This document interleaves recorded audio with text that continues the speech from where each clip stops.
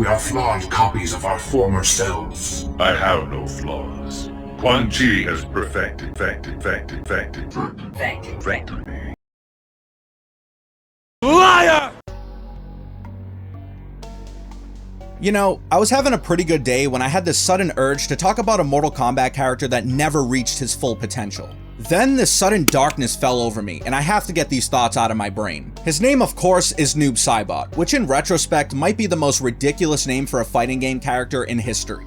You know the story. An anagram of co-creators Ed Boon and John Tobias, Noob Saibot literally began as a joke. But little did we know, his tongue-in-cheek entry into the series would foreshadow an unfortunate outcome for this otherwise awesome character. Despite having a consistently impressive look and design, a voice that sounds good sometimes and other times not so much, and seriously some of the best moves and finishers in the entire franchise, Noob really became his namesake for an unforgivable amount of time. Noob. So, where did it all go wrong, and how did we go from this to this? What the Noob. happened? My hope is to cover all of this and more in depth with a running score along the way as we explore the consistent imperfection of Noob Saibot. But first,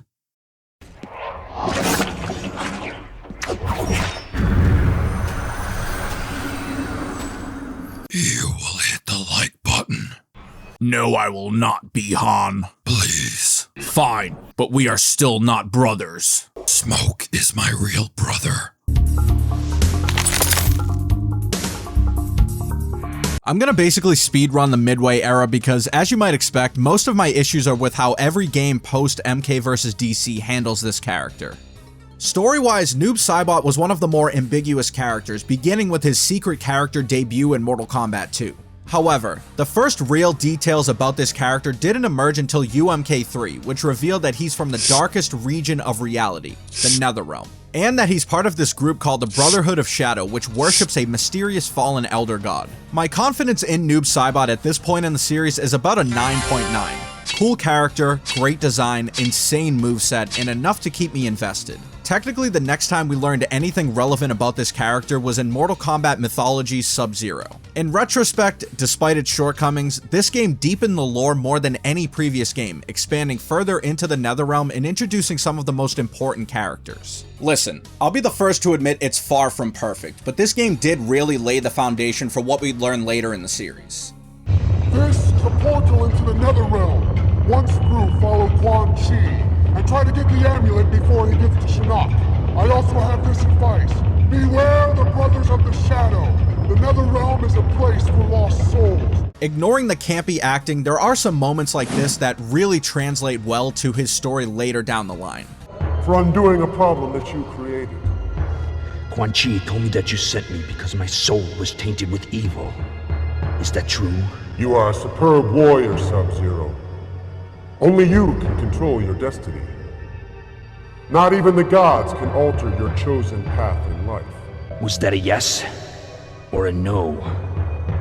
That was a yes.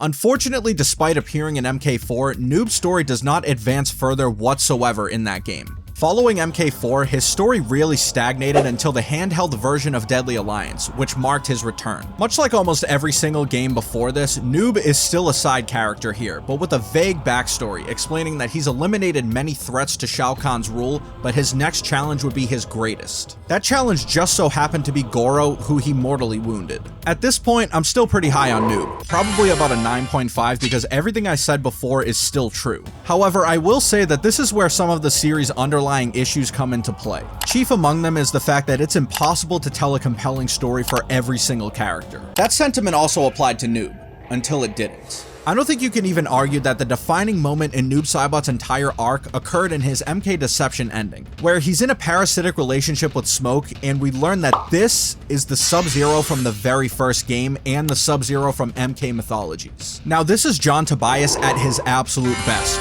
generating this storyline which has repeated itself for almost 20 years out of an objectively bad game like Mythologies. The Netherrealm is a place for evil beings. You cannot exist here unless you were tainted with evil. You belong here. Join my Brothers of the Shadow and worship our Lord Shinnok. Never, sorcerer! Then, so it shall be, ninja. It was up to the writers after his departure to land this plane, which they thankfully managed to do. Noob appears again briefly in Shaolin Monks, but it contradicts much of what we had already learned about the character. This game takes place during the events of MK2, where apparently Kuai Liang already knows that Noob Saibot is his brother. How do you know Noob Saibot is not part of this? Because I think he is my brother.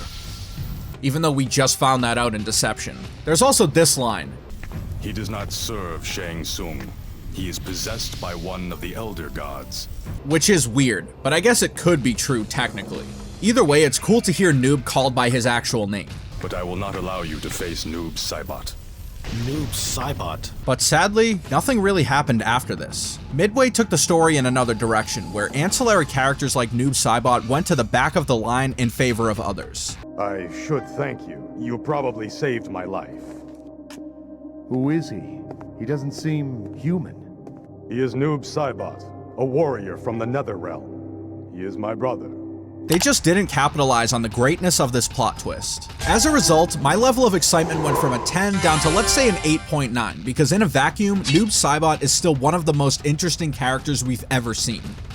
Overall, I think Midway did justice to the character given the circumstances. As I said before, it's borderline impossible to make everyone look interesting, but the story beats are all there for Noob Saibot. He was in the first game, died to arguably the series' most beloved character, got a whole game dedicated to him specifically, and returned from the dead sort of with his own vengeance. It's a solid through line, and I really enjoyed seeing the evolution of this character from MK2 through MK Deception. Although at times the storytelling was secondary to everything else, Midway developed Bi-Han and Noob Saibot by extension much more than most of the other characters. Then we get to the NRS era, and that's a completely different story.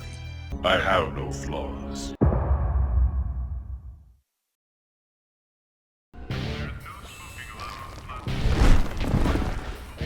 Fear me. Fortunately or unfortunately, depending on how you look at it, Noob Saibot was one of the 31 playable characters in the 2011 reboot. This game effectively relaunched the series, offering an alternate perspective and retelling of the first 3 games. MK9 is honestly a fun game with probably the best story of the NRS era, but it's not without issues. Despite once again having an incredible look, moveset, and one of the best finishers we've ever seen, Noob Saibot's presence in the story is straight ass. Bi-Han as Noob Saibot doesn't appear until later in the game, following arguably the best moment in the MK9 story, where Scorpion exacts what he believes is vengeance on the person responsible for annihilating his clan and bloodline.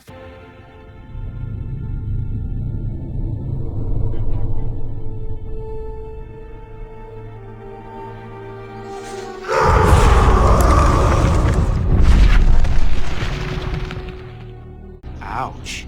An astounding 8 chapters would pass by before we finally got to feast our eyes upon this epic reveal of one of the sickest characters. We have indeed. We knew someone would come for her.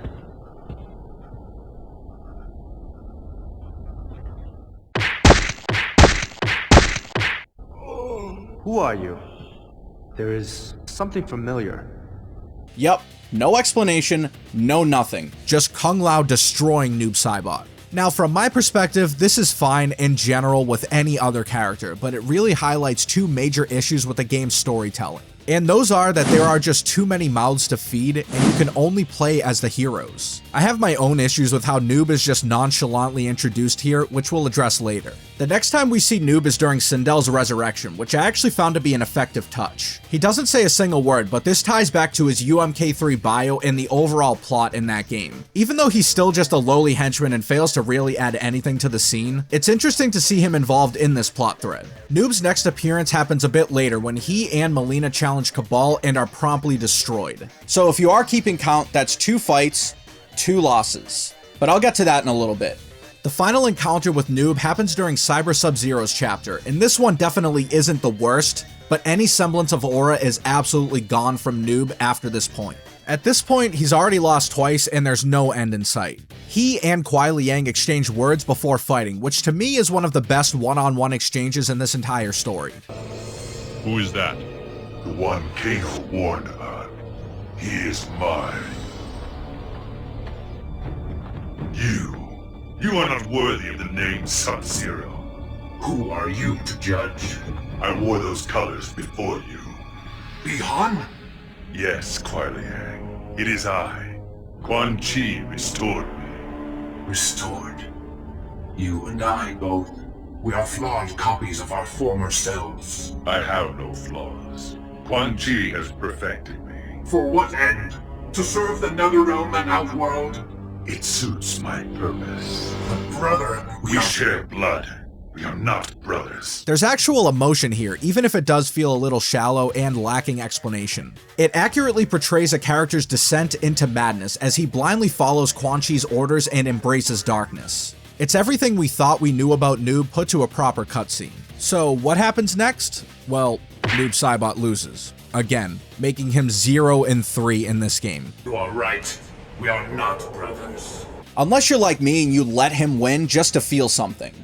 Then, Nightwolf destroys him and kicks him into a Soulnado, which continues this historic losing streak.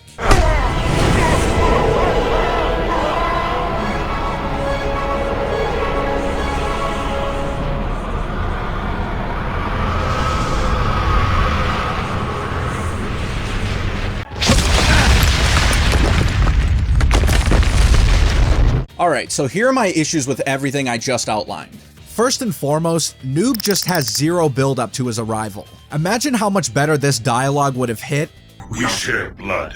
We are not brothers. if this were his first scene. Instead, he just re-emerges randomly and loses to Kung Lao. That single-handedly destroyed the emotional impact of Scorpion dropping Bihan's skull earlier, which was a moment I thought would lead to something more meaningful.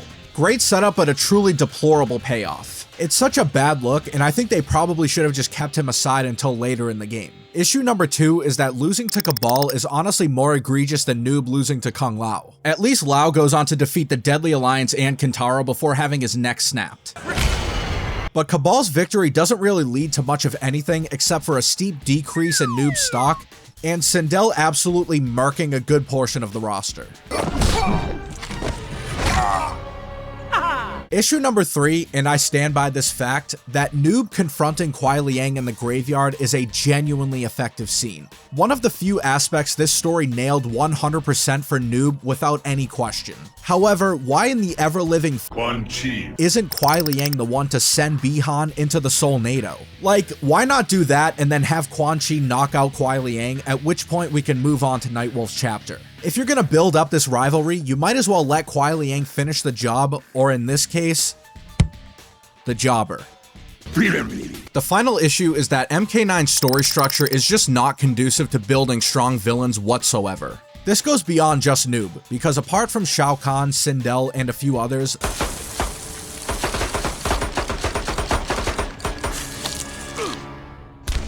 Police brutality! most of the antagonists don't look strong whatsoever. They all lose consistently because you're only playing as the heroes. This is an absolute injustice to most of the roster, but Noob really stands out on this front. For such a cool character like Noob Saibot to look useless in the series reboot of all games derailed any hope I had for the character. It's a shame too because his design, voice, and moveset are some of the best we've ever seen across the entire series. The way his story ended made it seem like we'd never see him again, or at least not for a while. With Noob sitting at an 8.9, I have far fewer positives to report from MK9. He's still such a cool character, and this game almost perfected him, apart from the story, which is the subject of this entire video. Still, everything I've said previously remains true, but since he's such a loser in this game, I have to bring him down to a 6.8, mainly because there was so much potential but no real payoff. It was all but confirmed that Noob Saibot was dead at this point, meaning we probably wouldn't see him in Mortal Kombat X. Although there were 2 Bihan mentions in the story and a few other references if you looked closely enough. It is possible to escape Quan Chi Kitana. I can aid you, as Bihan aided me. You became too familiar with Bihan, allowed emotion to corrupt you. Emotion freed me. I killed your brother because I thought he... Quan Chi is responsible for Bihan's death. Seen your brother lately? Noob Saibot's whereabouts are unknown. He calls to you from the other side. I believe your brother still exists. What do you know of him? Only that he must remain unfound. Apart from that, it didn't seem likely that we'd see Noob again until much later in the series, if at all, because how much more definitive can you get than this? Then, I remembered that Scorpion survived a similar catastrophe and... Oh right, this is Mortal Kombat, where no one is ever dead. Except for Kai.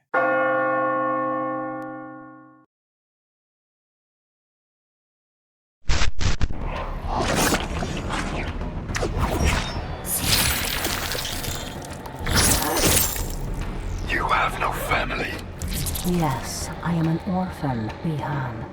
Then who will mourn you? Noob Saibot made his triumphant return in Mortal Kombat 11 with an oddly different voice. Next time, Gadget, I promise I'll get you. And an admittedly badass look. However, as a supplemental character, he remains far from the spotlight in this installment. He doesn't arrive until the Kuai Liang Hanzo Hasashi buddy cop chapter after Kuai Liang hashes out his issues with Frost. But how could he have ever survived that Soulnado? Quan Chi's creations do not die easily. Oh, alright, so we're playing that card. I guess he was just stuck in that Soulnado for the last 30 years until Kronika came to rescue him because Quan Chi was dead and everything. Bi-Han then reveals that he is one of Kronika's many henchmen whom she promised the world to in exchange for his services. Kronika offers me a new clan to lead. Right on cue, Noob loses to either Sub-Zero or Scorpion before fleeing the scene. He then goes MIA until much later in the game, confronting Jackie and past Jax before losing. Again.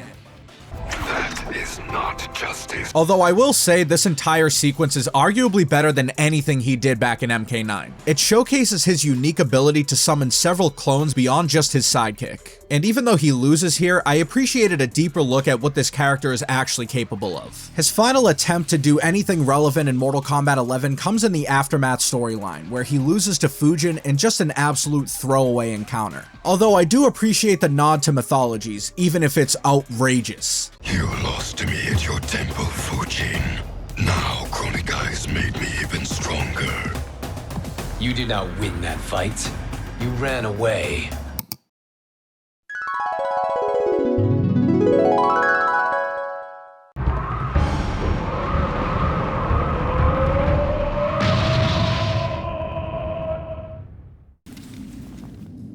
You should have fled this fight too. You are barely a god, Fujin. Like the previous sequence, I appreciated that Noob got to showcase more of his abilities and put up a solid fight, even if the end result was just another L on the record. I know MK9 was probably rock bottom for this character, and I think it's fair to say that this was marginally better, but his role still feels diminished, since he only shows up as fodder for the heroes, but at least he does more than just talk before getting destroyed. And I get it, it's impossible to make every character look strong given the chapter format, but I still come back to the idea of untapped potential, which has been a recurring theme since the Midway era with Noob Saibot. Just one game before, we got to experience one chapter from Devora's perspective. She proceeded to inflict more damage in that small time frame than Noob has over the course of 3 games. I'm not a Devora hater by any means, but I do get why people dislike her so much. It's not even really her fault, but there are so many established characters who never really got to showcase their capabilities. And I can't help but feel that Noob could have done so much more. For all the negatives I had for Noob in MK9, at least he had a more prominent role, if you can even call it that. It felt forced even including him in this game, and don't get me wrong, I'm glad they did, but his presence in the story is forgettable. Why not give Noob his own chapter to at least make the villains look threatening and expand upon his backstory, which is easily one of the best across the series. Questionable writing aside, this would have been a perfect opportunity to let Noob win a few fights while the heroes have to retreat and show adversity against someone other than Kronika. Because who really gives a shit about her anyway? Instead, he's barely in the game and honestly could have been left out entirely and it wouldn't have made a difference. As a result, I feel that's a massive disservice to the character, and it's basically a situation where he's on the roster so he has to do something. But it ends up amounting to nothing apart from making him look like another useless henchman, with some seriously cool powers. Later on in the game, Devora of all characters is the one to end Hanzo Hasashi as he dies in the arms of his past self. In addition to a few other moments throughout MK11, this was an emotional peak for the story. However, based on what I've seen, in my own opinion, this moment is overshadowed, no pun intended, by the fact that D'Vorah was given this enormous responsibility, mainly because it didn't feel earned. Now, had Bi-Han been the one to end Hanzo, the emotional weight of this moment would have been exponential in comparison. It would have been the definitive poetic end to an arc we've been invested in for nearly 30 years since Scorpion ended Bi-Han under somewhat false pretenses, although he's definitely not innocent. To hell with your clan. Bi-Han, as Noob Saibot, would obviously have zero remorse, and I don't think this moment would be as hated as it ended up being with D'Vorah. Also, and I sort of touched on this earlier, but I absolutely hate the explanation for how he survived the Solnado. Sorry, that got a little rambly, but overall, I think MK11 was a slight improvement, but that almost annoys me even more. We caught very brief glimpses of brilliance out of this character, but like MK9, it went nowhere. With Noob Saibot sitting at a 6.8, it was tough to determine where he stands after MK11. There is definitely some good, but he's also barely in it, meaning he's basically obsolete from a story perspective. Is it as egregious as MK9? I'm leaning toward no, but let me know your thoughts in the comments. That said, I'm gonna knock his score down slightly to a 6.5 because at least the fight scenes made him look somewhat threatening. And almost everything I've said before this still remains relevant. Victors write history, and I do not lose. Come on, let's help Madame Bo.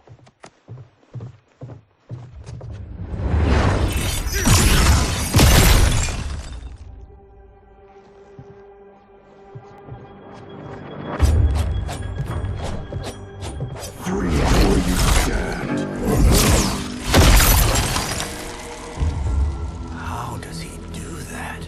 Just when you thought maybe it was over, MK11 wasn't the last we'd see of our beloved Bi-Han, as he'd return as a dual character once again in 2023's Mortal Kombat 1. He appeared in Liu Kang's new era alongside a newly Kuai Liang Scorpion as his usual angry, bitter, miserable, spiteful self, once again the leader of the Lin Kuei. It seems Liu Kang missed the memo that if we don't learn from history, we are doomed to repeat it. Bi-Han!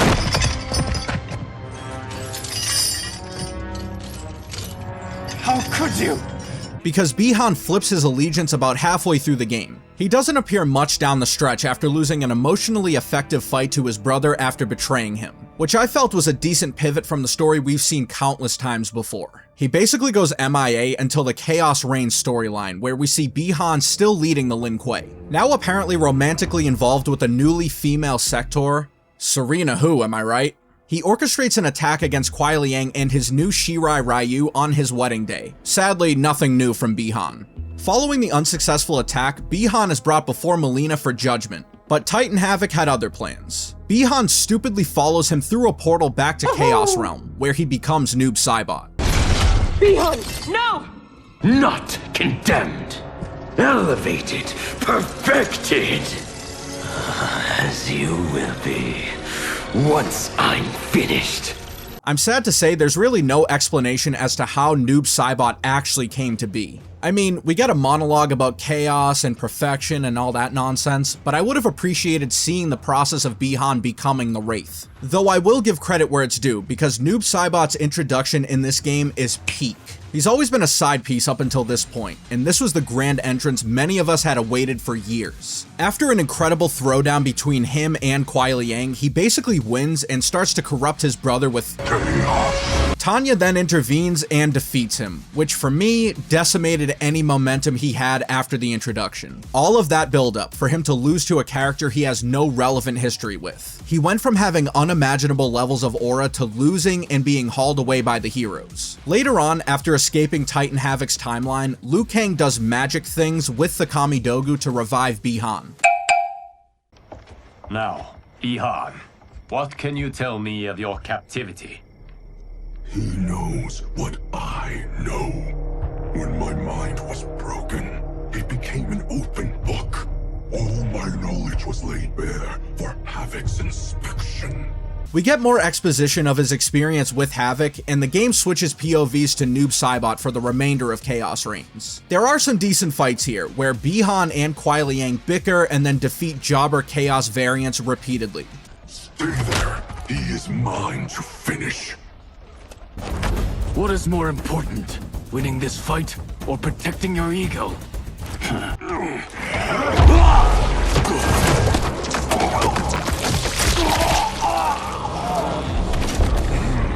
Then we get the epic endgame moment, Liu Kang attempting to enlighten Bi-Han, and more fights against jobbers before the main event, Noob Saibot versus Titan Havoc. It's actually a fun little fight where Noob obviously triumphs in the end, but remains an egomaniac desperate to eviscerate Titan Havoc without considering the potential repercussions. He attempts to attack Liu Kang before Geras freezes him, and that's pretty much it. We get some exposition about how Liu plans to restore Bi-Han and this infamous look at him in this coffin. Over 1 year removed from Khaos Reigns' release, I still feel underwhelmed by the experience. I remembered Noob Saibot's portrayal being the highlight, but it's still not anything to write home about. For one, the switch from Sub-Zero to Noob Saibot felt rushed and lacked an explanation. We never learned exactly how or why he became Noob Saibot, who was still never once referred to by this name in the game. You sound like Noob Saibot.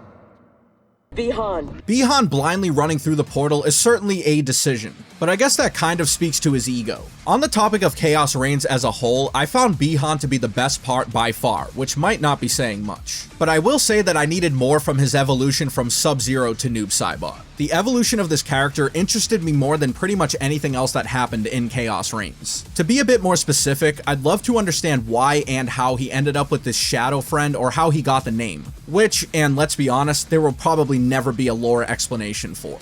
You can't match my experience. Hey, I'm not the noob here. Although I enjoyed the fight between Bi-Han and Kuai Liang, Tanya defeating him was also a decision. I personally would have preferred Noob's chapter to start right after this moment. We could have fought Kuai Liang and then had the entire group subdue him, but with much resistance. That would keep him strong, and you could still allow the story to play out similarly or do something entirely different. Either way, it had much more potential than what was ultimately delivered. As for the remainder of the chapter, it was fine, but again, nothing crazy. Some cool moments showcasing Noob's powers and a decent fight with Titan Havoc. Potentially the biggest issue for me, and this speaks to more than just Noob, is that everything felt rushed and nothing was able to breathe. It's just one thing after another, after another, after another, and that's all she wrote. When all was said and done, Noob is in this coffin, and that's it. I don't know. It wasn't nearly as bad as what we've seen before, but it's still underwhelming. In summary, despite all the negatives, it was at least refreshing to see Bi-Han as Noob Saibot featured more prominently. It's literally the first time we could say that across the entire series. Did it deliver on my hopes and expectations? Honestly, I'm 50-50 on that, but that might be a me issue. Still, compared to what we had before, this was a breath of fresh air, and I hope to see it continue in future installments. For an overall rating, a 6.5 is too low for this iteration, because for once, I can comfortably say the writers tapped into that potential. And I'd be lying if I said I didn't get hyped seeing Bi-Han vs Kuai Liang, or when Noob ripped Khaos Sub-Zero in half, or the fight between Noob and Titan Havoc. Is it perfect? Far from it in my opinion, but it's a step in the right direction. That's why I'm giving Noob Saibot a final score of 7.3, because in totality, MK1 was the best portrayal of the character we've seen since the Midway era.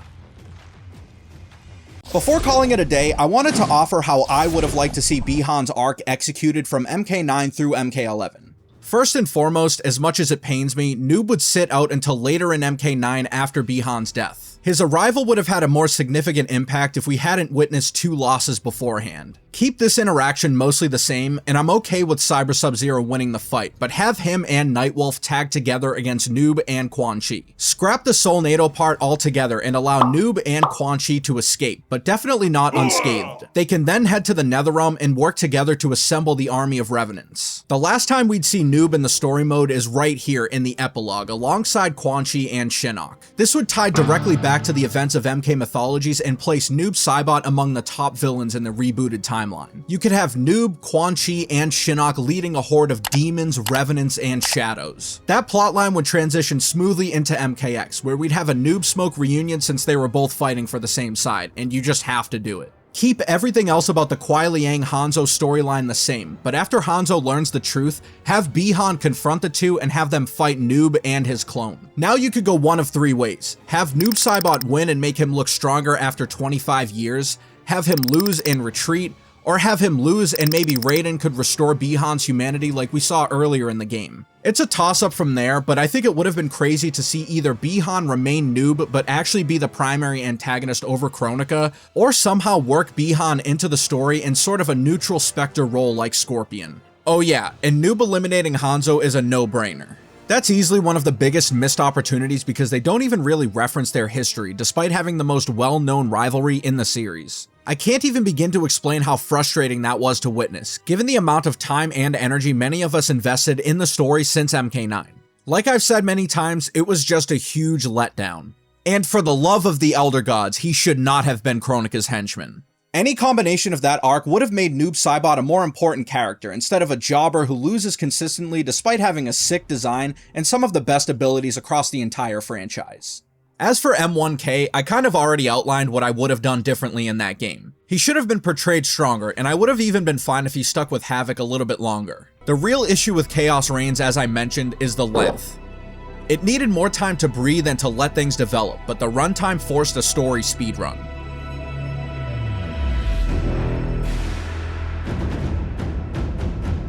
I know critiquing Noob's arc through the NRS era isn't exactly a new and exciting topic, but it is something I've wanted to cover for a while, pretty much since I played Khaos Reigns. Most of my frustrations likely stem from the narrative direction chosen by the writers. I think it's fair to say that under no circumstances could NetherRealm satisfy the desires of every character's fanbase. That's a position I personally would never want to be in because you're bound to upset people regardless of what decisions you make. I almost feel as though Khaos Reigns was the writer's attempt to right the wrongs from the previous games. That said, in case I didn't make it clear, MK9 through MK11 was an absolute assassination of Noob Saibot. Maybe it's the name, I don't know, but he still managed to be one of the coolest characters in both games despite the story elements. That's impressive. As far as the future's concerned, I am curious to see where Bi-Han and Noob Saibot go from here. The ending was pretty ambiguous, and his tower ending indicates that he'll remain Noob Saibot and retain his Lin Kuei leadership, so we'll just have to wait. But now that I've gone full Noob Saibot, not including the mask, I think it's time to call it a day. I am curious where you stand on Noob Saibot throughout the MK series. How would you have liked to see his story unfold, specifically through the NRS era? Let me know in the comments, and while you're at it, comment Victors write history, and I lose. Down below. You know, for science. If you'd like to support the channel, a like always goes a long way, and I also have channel memberships turned on if you'd like to indulge my Mortal Kombat degeneracy further. As always, until next time, thanks for watching, and I'll be back with another video soon.